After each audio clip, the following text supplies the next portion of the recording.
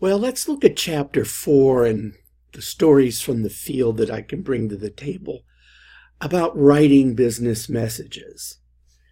And to me, even today, the core question is, how satisfied are we with our writing? And if not, what are we going to do about it? Now I only have to write research. I publish a lot with my wife. Why? She's an expert in correcting my errors, and she really understands APA formatting. I come down strongly in favor of the organization of the paper. Well, one of the key things is, do we understand the audience? Teachers have to understand the audience. I mean, face-to-face students are significantly different than you all who are working now.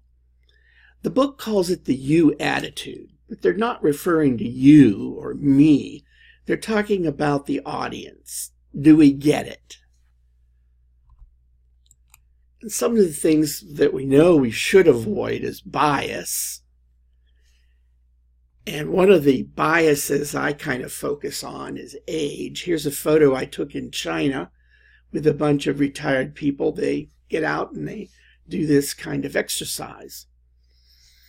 But I'm sensitive because I'm 67. And in class, I commented last semester that I was going to get an iPhone, i10. I was going to upgrade. And you can see the response of one of the students. And I really ribbed him about it when I carried the iPhone in and said, "Would you like to hold it?" And he couldn't open it. And I said, "I thought you told me I couldn't operate it," because they opened entirely different than the previous iPhones. But we have to be cognizant. Also, our writing reveals things about our credibility. If we have confidence in what we write, we'll have credibility to the audience. Also, we have to be ethical in what we write. We simply cannot lie to them in writing. We have to live by our corporate values and our personal values. We have to know what's right or wrong. And we should build that reputation, not only just in writing, but you all know, in how we talk to people. What do you write? I predominantly write email. I probably have 100 emails a day that come in. We have to read it quickly and,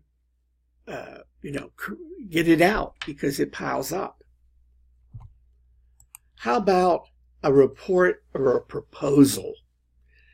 Have you had that opportunity to create that type of writing?